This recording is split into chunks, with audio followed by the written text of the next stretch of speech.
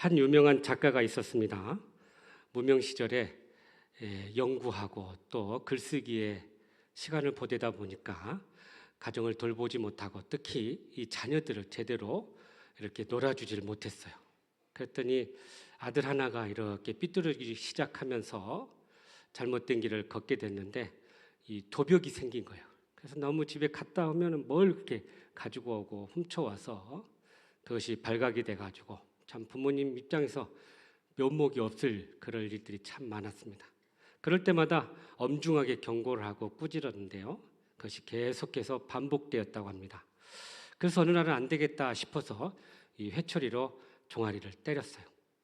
그리고는 이렇게 반성하고 있어라 하고는 아버지가 화장실에 가서 손을 씻고 있었는데요. 이 아들이 아버지가 화장실에 손 씻는 모습을 문틈으로 이렇게 보게 됩니다. 근데 손을 씻고 나서 이렇게 나오는데요. 이후로부터 이 아들이 놀랍게도 새롭게 변화를 돼요. 그래서 반항했던 그런 마음들이 없어지고 아주 착하고 온순한 그런 아들로 변화되었다고 합니다. 시간이 흘러서 어머니가 이 아들에게 물었답니다. 아들아, 그때 아버지에게 맞은 그 매가 너무나도 아프고 힘들었느냐? 어떻게 그렇게 갑자기 바뀌게 됐냐? 그랬더니 이 아들이 하는 말이 이런 말이에요. 사실은 그날 참 아버지가 나를 때리고 화장실에 가서 손을 씻는 줄 알았더니 가만히 보니까 물을 틀어놓고 울고 계시더라. 울고 계신 그 아버지의 모습을 보니 내가 이렇게 살면 안 되겠구나 그렇게 깨닫게 되었다는 거예요. 그래서 마음을 돌이키고 이제 아버지의 마음을 더 힘들게 하지 않아야 되겠다 하는 마음으로 그가 새롭게 변화가 되었다라고 이야기합니다. 여러분, 회초리가 이 아들을 변화시킨 게 아니라 이 아들을 향한 아버지의 그 사랑의 마음이 이 아들을 움직이게 했고 변화되게 했다라는 사실입니다. 우리가 매년 어버이 주일을 맞이하면서 돌이켜보면 참 자식으로서 늘 부족하고 늘 죄송한 마음뿐입니다. 그동안 우리는 부모님으로부터 참 많은 사랑과 은혜를 입었음에도 불구하고 부모님의 마음을 기쁘게 해드리지 못한 우리들의 모습을 볼 때마다 너무나도 죄송한 마음뿐인 것입니다. 그런데 우리가 이런 날이라도 다시 한번 그 어머니 아버지의 사랑을 기억하고 그 사랑에 보답하는 그런 우리의 삶이 되어야 할 줄로 믿습니다. 오늘 말씀은 한 아버지의 깊은 사랑의 이야기입니다. 우리는 이야기를 탕자의 비유다라고 말하는데요. 사실 이 이야기의 주인공은 탕자가 아니라 아버지라는 사실입니다. 아들을 떠나보내고 그 아들을 향한 그 사랑의 마음, 기다리고 그를 용서하고자 하는 그 마음이 바로 하나님 아버지의 마음이고 오늘 우리들의 부모님의 마음이라는 사실입니다. 그러므로 우리가 어버이 주일을 맞이하면서 어떻게 하면 우리가 부모님의 마음을 기쁘게 해드릴 수 있을 것인지 오늘 또 주시는 말씀을 통해 주님의 음성을 듣고 그렇게 순종함으로 약속의 복을 받아 누리는 저와 여러분 되시기를 주님의 이름으로 축복합니다. 먼저 우리 20절 말씀을 같이 읽어볼까요? 시작. 이에 일어나서 아버지께로 돌아가니라. 아직도 거리가 먼데 아버지가 그를 보고 측은히 여겨 달려가 목을 안고 입을 맞추니. 아멘. 사실 우리가 앞부분을 읽지 않았지만 이 둘째 아들이 아버지에게 가서 자신의 몫의 유산을 달라라고 요청을 해서 그걸 가지고 떠나게 되는 이야기가 나옵니다. 그런데 여러분, 이 예수님 당시에 이 시기에 이렇게 아버지가 살아있는데 아들이 유산을 달라고 하는 것은 그 당시 문화에서는 굉장히 이례적인 그런 모습이라는 거예요. 베이루트에 있는 근동신학대학교에서 단연간 성경을 가르친 케네스 베일리라는 교수가 시인과 소장론이라는 책에서 이런 비유를 하고 있습니다. 둘째 아들이 이렇게 아버지에게 재산을 요구하는 게 어떤 의미라는 것을 대화를 통해서 보여줬는데요. 어떤 사람이 이렇게 묻습니다. 당신의 마을에서 살아있는 아버지에게 유산을 요구하는 경우를 본 적이 있습니까? 결코 본 적이 없습니다. 누군가 그런 요구를 할 수 있다고 보여집니까? 아니요, 결코 그런 일은 없습니다. 그렇다면 누군가 만일 이런 요구를 한다면 무슨 일이 일어나겠습니까? 물론 그 아버지는 그 아들을 당장에 때려서 죽일 것입니다.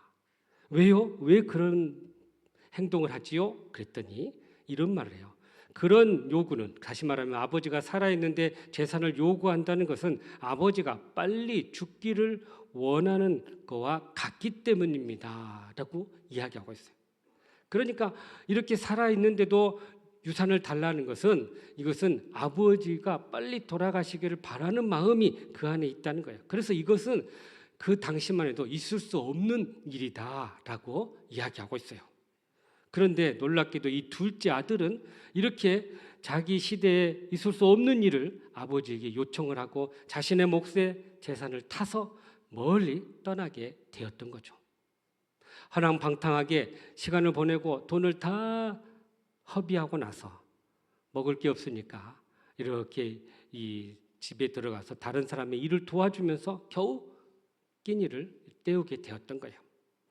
그런데 너무나도 힘드니까 자기 집이 생각이 났어요. 차라리 아버지 집에 돌아갔으면 이렇게라도 어렵지는 않겠구나 생각하고는 아버지께 돌아가게 되었던 거예요. 그리고는 그 아버지 옆에 돌아갔을 때 아버지가 놀랍게도 그를 기쁘게 맞이하고 목을 안고 울고 기뻐하며 그를 맞이했다라는 그런 이야기가 있어요. 여러분, 우리가 이 본문에서 아버지가 이 아들이 나간 후에 어떻게 생활했는지를 우리가 알게 돼요. 아버지가 나간 그 아들이 언제 돌아오나 늘 노심초사하면서 동구밭을 바라보고 있었다는 거예요. 돌아오는 아들을 기다리고 있었다라는 사실입니다. 멀찌감치 걸어오는 그 아들이 자신의 아들임을 직감하고 달려가서 그 아이를 안고 기쁘게 맞이했다라는 거예요. 그러니까 이 아버지는 사실 불효막심한 아들이죠. 살아있는데도 유산을 요구했음에도 불구하고 그 아들을 사랑하는 마음으로 내어줬고 그 아들이 다시 돌아오기를 간절히 기다리는 이 아버지의 모습을 우리에게 보여주고 있는 것입니다. 이것은 하나님 아버지의 마음일 뿐이고 또 우리들의 부모님의 모습이 바로 이러한 모습이라는 거예요. 잘못된 자녀들이 또 아버지의 부모님의 마음을 아프게 했던 그들이 다시 돌아오기를 간절히 바라는 부모님의 마음이라는 것입니다. 이러한 마음이 하나님과 이스라엘 관계에서도 드러나고 있습니다. 하나님께서 많은 민족 가운데 이스라엘을 선택하시고 그들을 하나님의 자녀로 백성으로 세워주셨는데 이들이 하나님을 섬기기보다는 우상을 섬기고 다른 신을 섬겼을 때 하나님께서는 그들을 향해서 돌아오라 기다리고 돌아오라 기다리고 있었다는 거예요. 끊임없이 기다리시는 하나님 아버지의 마음을 이 아버지를 통해서 우리에게 보여주고 있다는 사실입니다. 가슴 찡한 우리들의 이야기가 있는데요. 연탄길이라는 이 잡지에 나온 한 이야기가 있습니다. 한 아버지가 사업을 하다가 이 부도가 나서 그 충격으로 인해서 중풍이 와가지고 반은 움직이지도 못하고 말도 어눌하게 그렇게 살게 되었다고 합니다. 그러니까 어머니가 이제 어쩔 수 없이 일해서 겨우 가족이 먹고 살게 됐는데요. 그런데 이 집에 한 아들이 공부를 해가지고 대학에 들어갔어요. 아주 좋은 대학에 들어갔다고 합니다. 그런데 당장 이 등록금이 없으니 이거 어떻게 해요?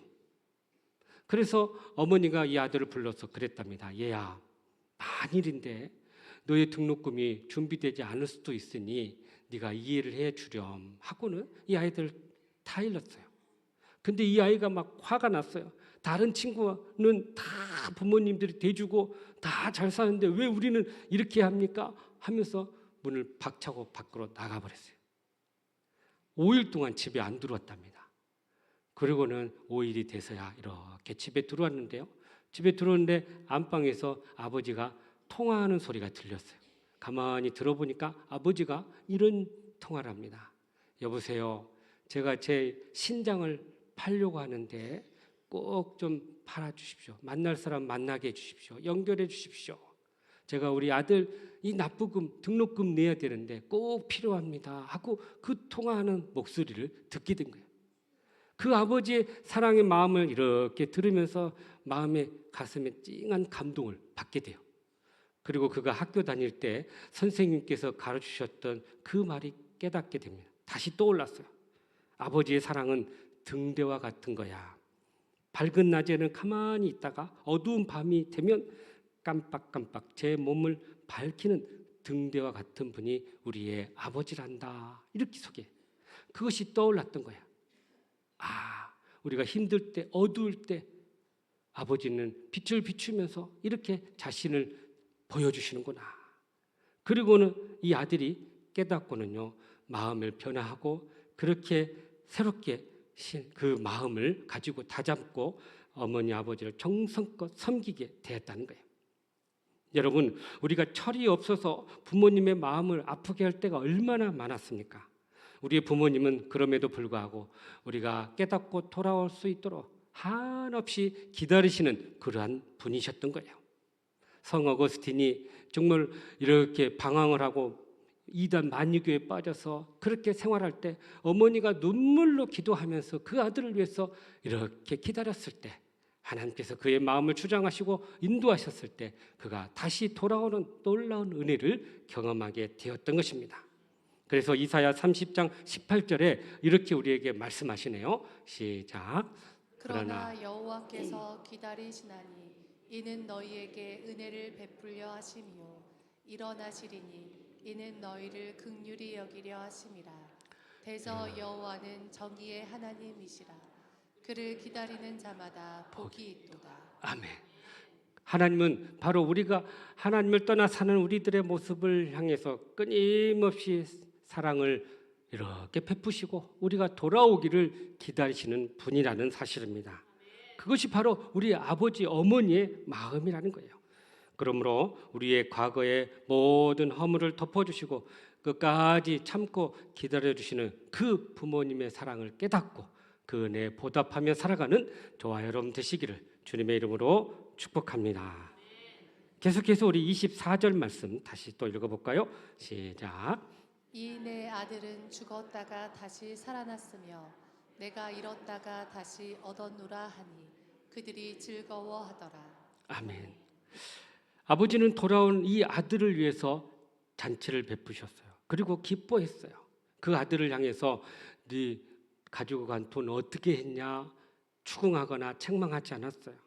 또 그가 잘못된 삶을 살았던 것에 대해서 아무런 것도 묻지 않으셨어요. 그냥 용납했어요. 잘 돌아왔다. 그동안 얼마나 고생했냐 하고 오히려 그의 마음을 위로해 줬어요. 이것이 바로 아버지의 마음이라는 거예요. 그리고는 오히려 살찐 송아지를 잡아서 잔치를 베풀고 죽었다가 살아난 이 아들이 돌아왔습니다. 잃어버렸던 아들이 다시 돌아왔습니다 하고 온 마을 사람들과 이 기쁨을 나누었던 거죠. 여러분, 이것이 바로 하나님의 사랑이고 우리의 부모님의 마음이라는 거예요. 우리가 하나님 앞에 범죄하고 또 우리가 부모님 앞에 잘못했을 때로 우리 부모님들은 그것을 용납하고 수용하면서 오히려 기쁘게 맞이해 주시는 그러한 분이시라는 사실입니다. 이스라엘 백성들이 하나님의 말씀을 떠나 살 때 하나님께서 끊임없이 주의 종들을 보내가지고 돌아와라 돌아와라 그렇게 그들에게 하나님의 말씀을 전했던 거죠. 그리고 그들이 회개하고 돌아왔을 때 그들을 기쁨으로 맞이하고 한없는 사랑으로 그들을 용서했다라는 사실입니다. 이것이 바로 부모님의 사랑이라는 거예요. 여러분, 율법에 의하면 죄인은 다 죽을 수밖에 없어요. 죄인을 심판하시는 공의의 하나님이시기 때문이죠. 그러나 사람들은 이 하나님의 그 사랑 안에서 다시 한번 용서받고 회복할 수 있도록 하나님께서 이 십자가의 은혜를 이렇게 열어 놓으셨다는 사실입니다.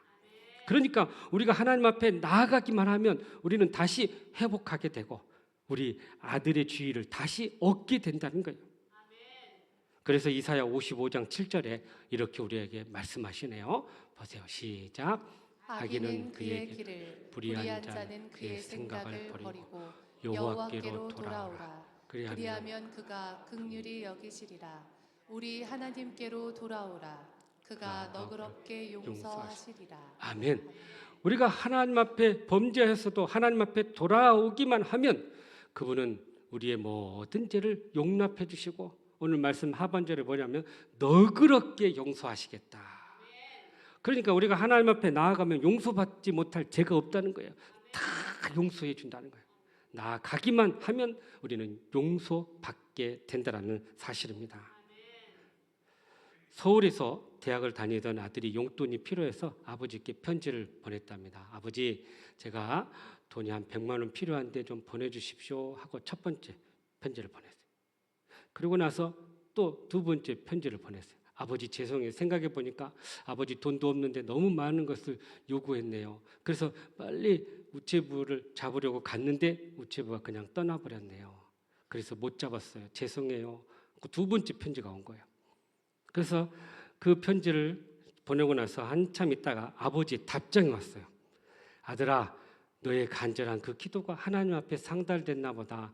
그 편지가 나한테 도착하지 않았단다. 그러니 나 잘 있으니 너도 잘 살거라 그랬대요. 이게 무슨 말이에요, 여러분? 편지가 도착하지 않았는데 어떻게 그 상황을 알고 그렇게 답장을 하시겠냐는 거예요. 여러분, 참 우리의 아버지들, 우리의 어머님들은요, 우리가 속이고 거짓말해도요, 그러고 보면 다 알고 있었던 것 같아요. 다 이해하고 있었던 것 같아요. 뭔가 참 잘못하고 있다는 것을 알면서도 그냥 묵묵히 기다리고 있던 분들이 바로 우리의 부모님들이에요. 어떤 친구가요, 영어 사전 산다고 엄마한테 돈을 받았어요. 그리고는 일주일 후에 또 엄마한테 또 돈을 타는데 엄마 에센스 사전이 또 필요하다네요. 그것도 사야 된대요. 하고는 또 돈을 또 타갔대요. 여러분, 영어 사전이 에센스 사전이에요. 어떤 분은 참고서 산다고 이렇게 돈 받아가지고 그 다음 주에 또 사고. 그런데 놀랍게도 우리가 부모님 속인 것 같지만 부모님들은 또 다 알고 계셨던 거예요. 근데 가만히 계셨어요. 깨닫고 또 그 마음이 변화될 때까지 그냥 묵묵하게 바라만 보고 계셨던 거죠. 그게 바로 우리들의 부모님이에요. 나중에 철이 들고 속이 들면 이 자녀가 바뀔 거야 하는 그 마음을 가지고 끊임없이 기다려주고 용납해주는 분이 바로 우리의 어머니, 아버님이셨다라는 사실입니다. 한 가정이 결혼을 하고 아이를 낳았어요. 1년 되어 돌을 이렇게 잔치를 했는데요. 가만히 보니까 참 이 모든 것을 치르고 나서 보니 야, 그동안 우리 부모님들이 얼마나 고생했는가를 그가 깨달은 거예요. 그리고는 이 부모님께 편지를 써서 이렇게 보냈답니다. 사랑하는 어머니, 아버지, 어느덧 제가 1년이 지나서 이 아이의 이렇게 돌잔치를 하게 됐는데요. 이렇게 돌아보니 참 어머니, 아버지의 사랑과 그 도구가 새삼 깨닫게 되었습니다. 아이가 웃을 때는 세상을 다 가진 것처럼 행복했고 아이가 아파서 울 때는 덩달아 뼛속까지 그 고통을 함께 느끼게 됐습니다. 잠든 아이를 옆에 두고 힘들어서 울기도 하고 어려워서 참 힘들어했는데 도대체 우리 부모님들은 나를 키울 때 얼마나 고생하셨을까 그 마음을 헤아리게 되었습니다. 어머니 아버지께서 지금까지 오랜 세월 동안 얼마나 힘들게 나를 키워주셨나 그 생각을 하니 너무나 감사하고 사랑합니다.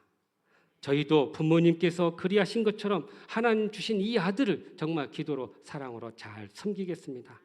늘 곁에서 응원해 주시고 기도해 주셔서 감사합니다. 사랑하고 존경합니다. 하고는 이 아들이 이렇게 편지를 보냈답니다. 이처럼 우리가 참 부모님의 그 사랑을 생각할 때 우리가 철없이 행동했던 우리의 모든 것들을 이해해 주시고 용납해 주시고 그렇게 기다려 주시는 그러한 분이셨다라는 사실이에요. 그래서 이 부모님께 우리가 어떻게 해야 될까?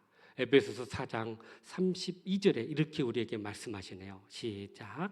서로 친절하게 하며 불쌍히 여기며 서로 용서하기를 하나님이 그리스도 안에서 너희를 용서하심과 같이 하라. 아멘. 서로 친절하게 여기고요. 불쌍히 여기라는 거예요. 가만히 보면요. 참 우리 부모님들 참 불쌍해요. 어려운 시기 때 태어나셔서 말할 수 없는 고통과 참 어려움들을 겪으셨던 분들이에요. 그러니까 이러한 분들을 우리가 어떻게 대해야 될까, 여러분? 그래서 지난날에 우리 모든 죄와 허물을 용서해주고 용납해 주시는 그 부모님의 사랑을 우리가 깨닫고 보답해야 할 줄로 믿습니다. 그래서 우리도 부모님의 모든 허물을 덮어주고 용서하고 혹시라도 부모님 안에 이렇게 우리가 마음에 가졌던 감정과 상처가 있다면 이것도 다 풀어버리고 이제 남은 생애는 정말 사랑하며 존경하며 섬기는 우리의 모든 삶이 되시기를 주님의 이름으로 축복합니다. 마지막으로 우리 31절, 32절 말씀이네요. 시작. 아버지가 이르되 예 너는 항상 나와 함께 있으니 내 것이 다 내 것이로되 이 내 동생은 죽었다가 살아났으며 내가 잃었다가 얻었기로 우리가 즐거워하고 기뻐하는 것이 마땅하다 하니라. 아멘. 이렇게 기뻐하고 즐거울 때 어느 한 사람은 마음이 심히 불편한 사람이 있었어요. 바로 이 아버지의 큰아들이었어요. 밖에서 일하고 돌아와 보니 막 잔치가 일어나서 도대체 무슨 일이 일어난 거야 하고 알아봤더니 자기의 동생이 돌아온 것을 기뻐하며 이렇게 잔치가 벌렸다는 거예요. 동생의 이 귀한 소식을 들으면서 형이 보인 첫 번째 반응, 분노였어요. 우리 아버지 어떻게 나한테는 이렇게 할 수 있을까? 자기 재산 반을 가지고 다 낭비하고 허비하다 돌아온 이 아들을 위해서 살찐 송아지를 잡아가지고 이렇게 잔치를 하는데 나는 항상 자기 옆에 있다고 있었는데 우리 친구들과 함께 먹을 염소 새끼 하나도 안 주어줬으니 도대체 이 아버지가 어떤 분인가 하고는 아버지에 대한 분노, 동생에 대한 이 시기와 질투가 그 마음 가운데 가득 찼던 거예요. 그래서 이 맏아들이 29절에 보니까 이렇게 아버지에 대해서 원망을 하고 있는데요. 한번 보십시오. 시작. 29절 시작.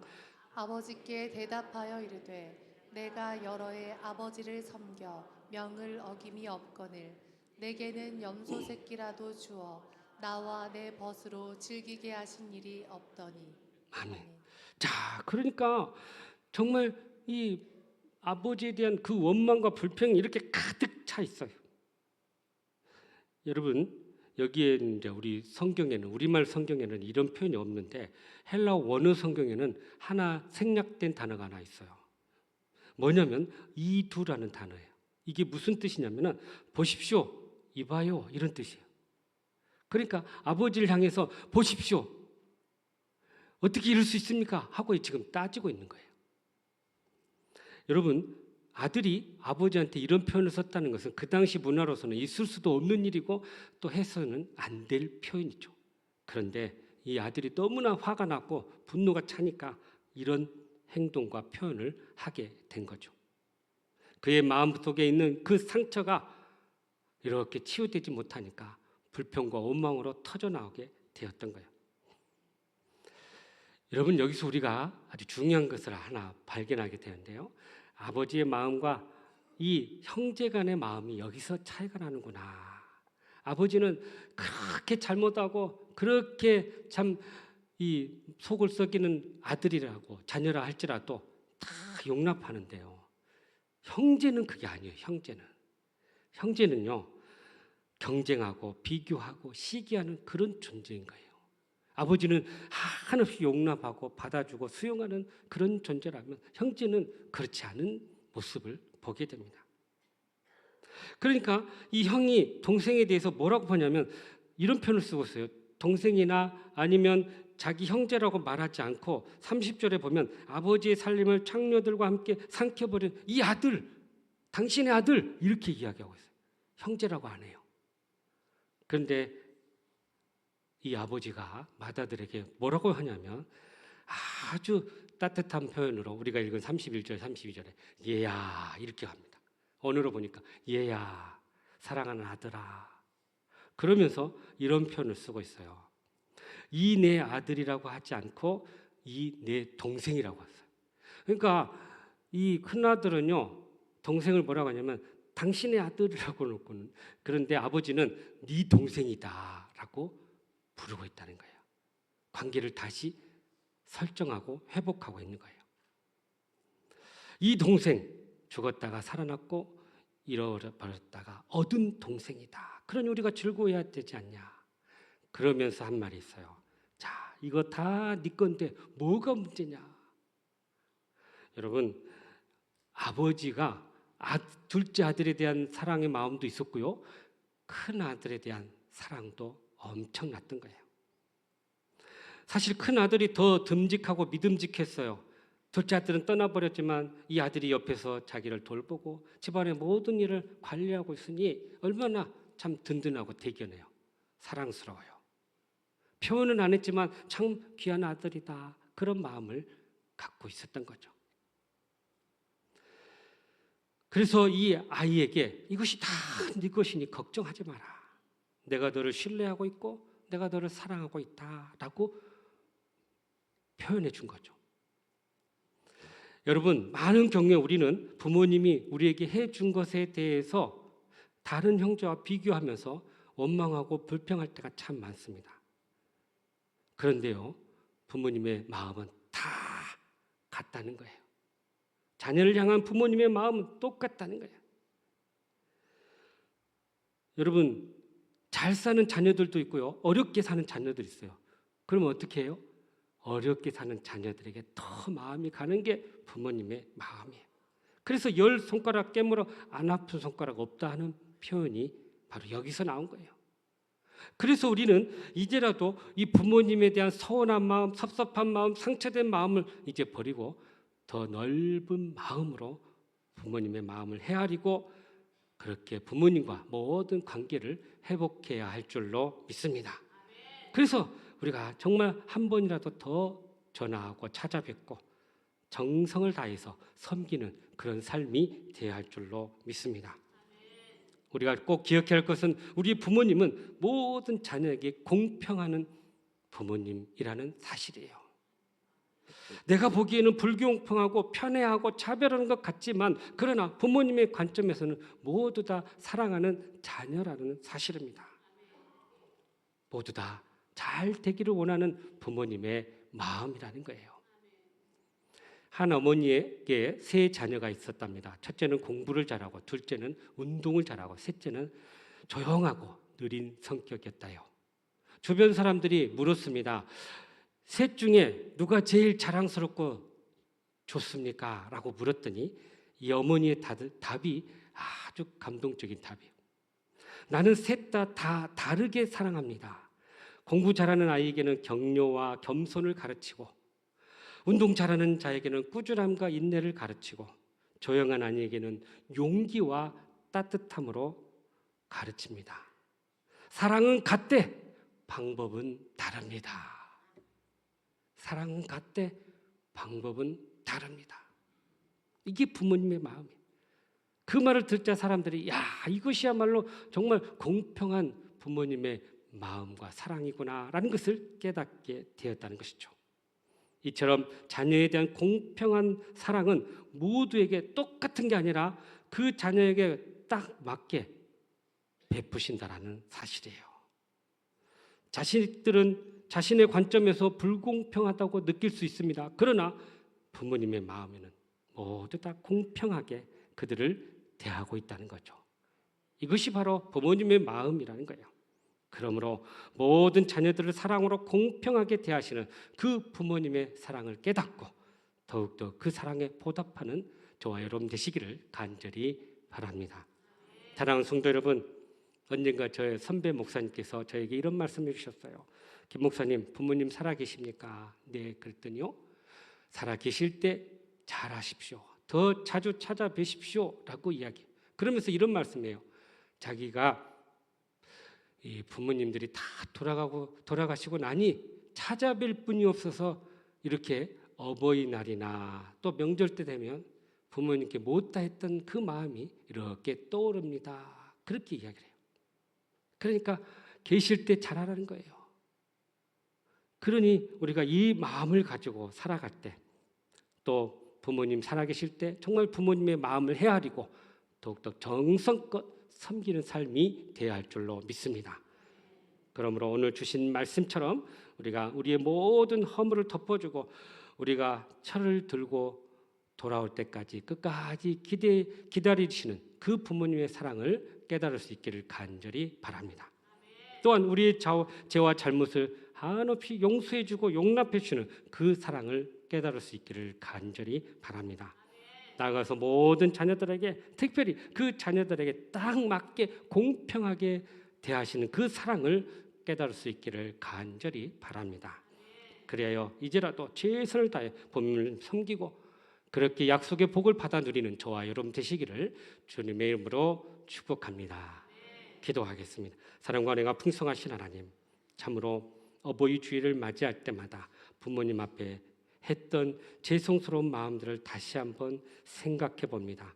우리의 마음들을 돌이키게 하시고 이제 부모님의 마음을 헤아려서 정성껏 그 부모님들을 섬기며 사랑하는 저희들 되게 하여 주시옵소서. 예수님의 이름으로 기도하옵나이다. 아멘.